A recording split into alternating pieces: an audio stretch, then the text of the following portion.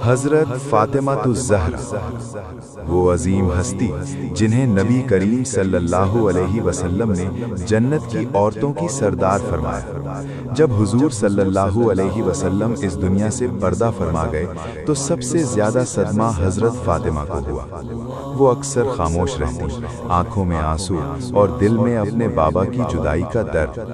تاریخ بتاتی ہے کہ حضرت فاطمہ الزہرا کا وصال 3 رمضان 11 ہجری کو ہوا، یعنی حضور صلی اللہ علیہ وسلم کے وصال کے کچھ ہی عرصے بعد۔ ایک دن حضرت علی نے دیکھا کہ فاطمہ بہت کمزور ہو چکی ہیں، تو پوچھا کیا بات ہے؟ فاطمہ نے فرمایا، بابا کے بعد دنیا سنسان لگتی ہے، اب دل نہیں لگتا۔ آپ نے وصیت کی کہ مجھے رات کے وقت دفن کیا جائے، سادگی اور خاموشی کے ساتھ۔ اور پھر وہ لمحہ آیا جب نبی صلی اللہ علیہ وسلم کی لاڈلی بیٹی اس دنیا سے رخصت ہو گئی۔ یہ واقعہ ہمیں سکھاتا ہے کہ اصل محبت اللہ اور اس کے رسول صلی اللہ علیہ وسلم سے ہوتی ہے، اور صبر مومن کا سب سے بڑا ہتھیار ہے۔ اقبال نے کیا خوب کہا ہے، وجود زن سے ہے تصویر کائنات میں رنگ، اسی کے ساز سے ہے زندگی کا سوز درو۔